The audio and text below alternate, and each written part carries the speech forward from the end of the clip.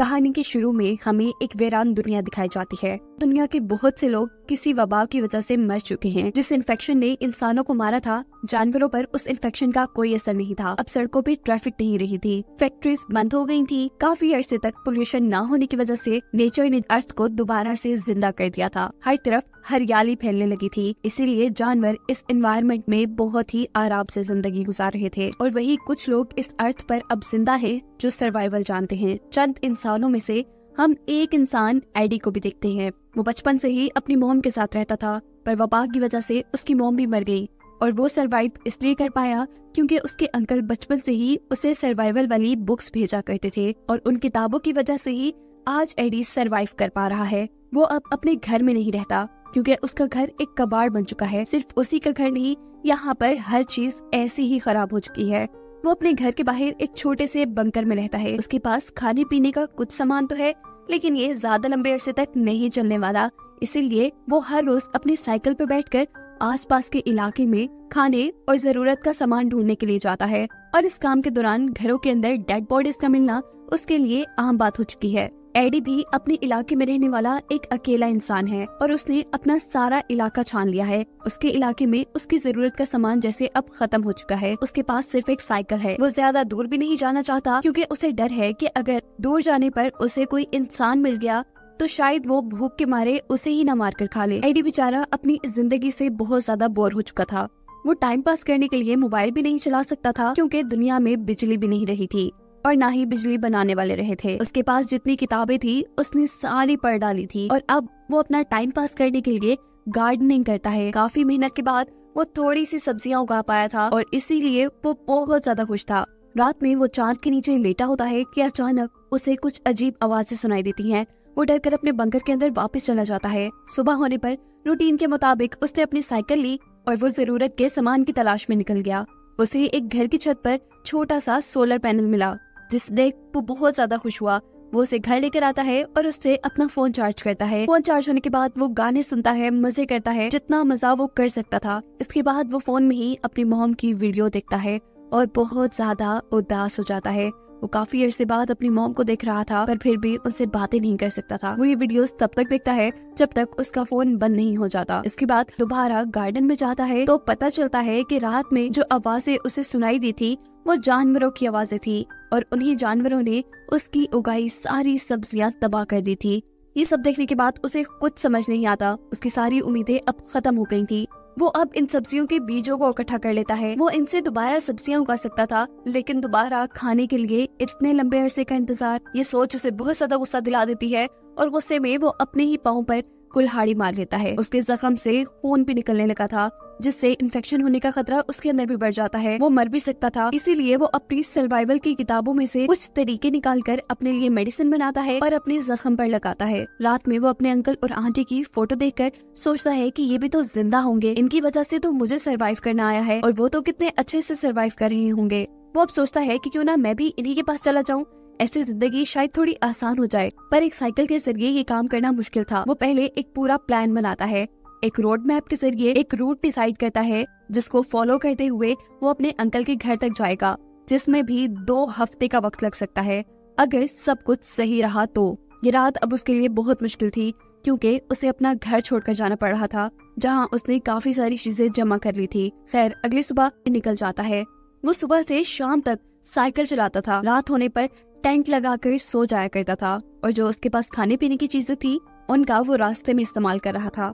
और अच्छी बात ये थी कि अगर एडी को रास्ते में कोई बिल्डिंग मिल जाती थी तो कुछ चीजों का इंतजाम तो वहाँ से भी हो जाता था। एक हफ्ते तक तो सब कुछ ठीक था, लेकिन एक रात जब वो सोकर उठता है तो देखता है कि हिरन उसका सारा पानी बर्बाद कर चुकी है। साथ ही उसका सोलर चार्जर भी हिरन ने तोड़ दिया है, जिसकी मदद से वो अपना फोन चार्ज कर पाता था। ये देखकर उसे इतना गुस्सा आता है कि वो अपनी पिस्टल की सारी गोलियां फजूल में चला देता है, जिसके बाद वो खूब पछताता है कि ये उसने क्या कर दिया।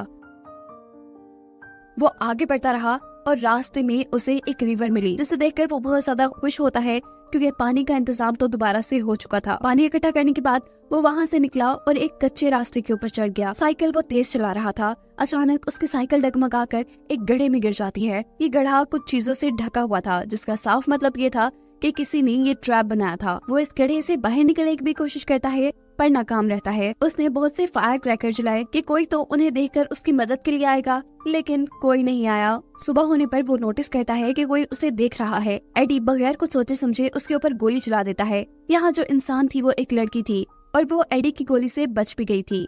ये लड़की एडी से कहती है कि तुम अपने हथियार मुझे दे दो, मैं तभी तुम्हारी इस गड्ढे से निकलने में मदद करूंगी। पहले एडी उसकी बात नहीं मानता, लेकिन जब उसे लगता है कि इसके अलावा उसके पास कोई और चारा भी नहीं है तो वो गन्स उस लड़की को दे देता है।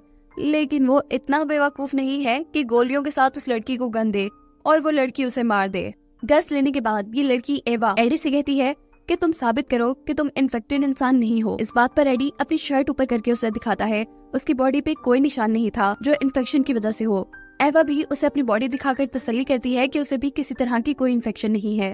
एवा एडी को अब गड्ढे से बाहर निकाल लेती है और उसे गोलियां देने को कहती है, लेकिन एडी इनकार कर देता है। ये लोग सो जाती हैं और अगली सुबह जब एडी उठता है तो एवा ने उसके गले पे चाकू रखा हुआ था। वो उससे गोलियों के बारे में पूछ रही थी।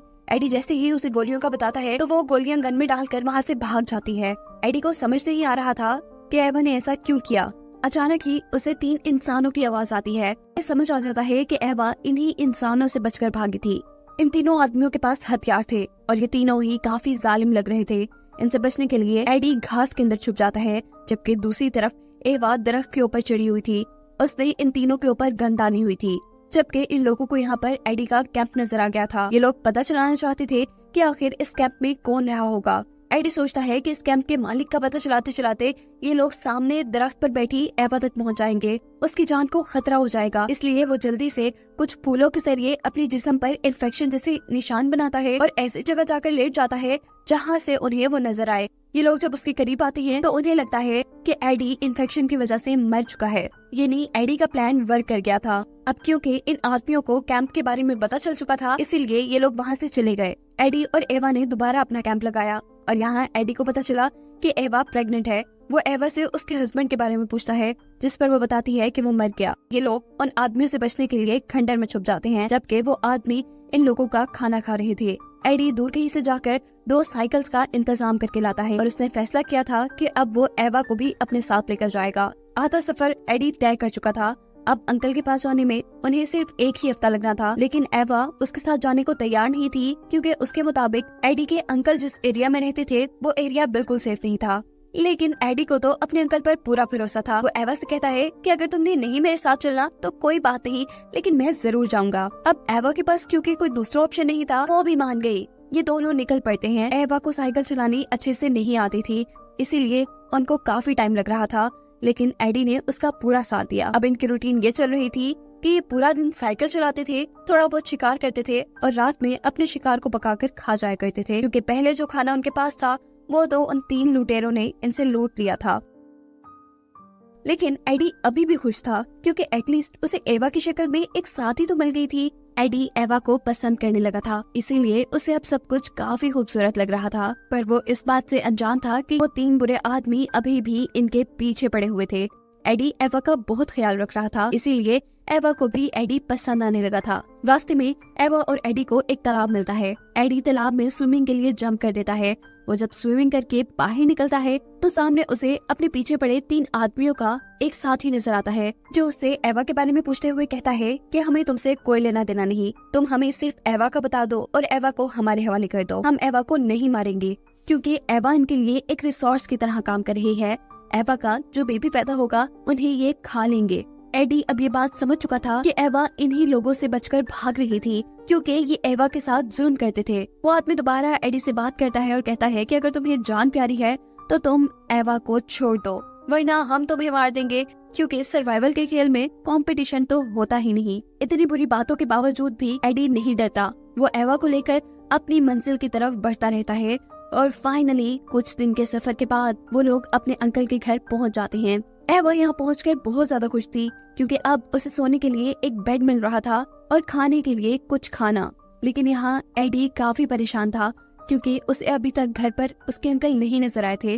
वो जब घर से बाहर निकलता है तो उसका डर सच में बदल जाता है। उसके अंकल भी मर चुके थे और घर के बाहर उनकी एक कब्र बनी थी। उसकी आखिरी उम्मीद भी मिट जाती है उसने तो अंकल के ही भरोसे उन तीनों आदमियों से दुश्मनी मोल ली थी। एडी अब इन सारी बातों को लेकर उदास और परेशान हो जाता है। वो एवा के पास जाता है और उन आदमियों की सच्चाई पूछता है। एवा इस वक्त पर कुछ नहीं छुपाती और उसे बताती है कि जब उन तीनों का भाई उसके साथ ज्यादती कर रहा था तो वो उसे मारकर भाग आई। ये तीनों उनका पीछा करते रहे, लेकिन एवा ने एडी को कुछ नहीं बताया और इसीलिए इन दोनों के दरमियान एक लड़ाई हो जाती है। एवा रोती रह गई और एडी अपना कुछ सामान लेकर घर से बाहर चला गया, जहाँ अब उसका सामना उन तीनों आदमियों से हुआ। वो तीनों आदमी एडी के ऊपर गन तानकर उससे कहते हैं कि तुम एवा को हमारे हवाले कर लो। अगर तुम चाहो तो हम एवा को शेयर भी कर सकते हैं, क्योंकि ये इस नई दुनिया का नया रूल है। पर एडी इनके गंदे इरादों में नहीं मिलना चाहता था। वो अपनी जान बचाने के लिए यहाँ से भागता है और भागने से पहले हवा में एक गोली चला देता है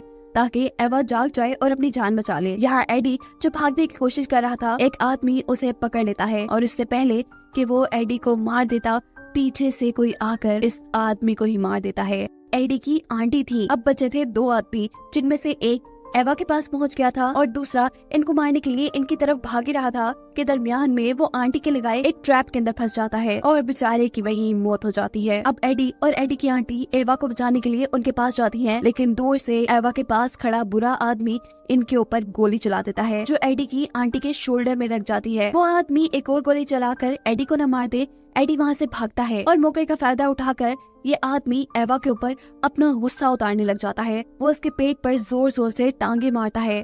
एडी जो छुपा हुआ ये सब कुछ देख रहा था, वो अब थोड़ा सा शोर मचाकर इस बुरे आदमी का ध्यान भटकाता है और मौका पाते ही एवा पीछे से एक तीर मारकर इस आदमी का कत्ल कर देती है। फाइनली सारा खतरा इनके ऊपर से खत्म हो जाता है और ऐसे एडी, एवा और उनकी आंटी एक फैमिली बनकर एक साथ रहना शुरू कर देते हैं और ये कहानी यहीं पर खत्म हो जाती है।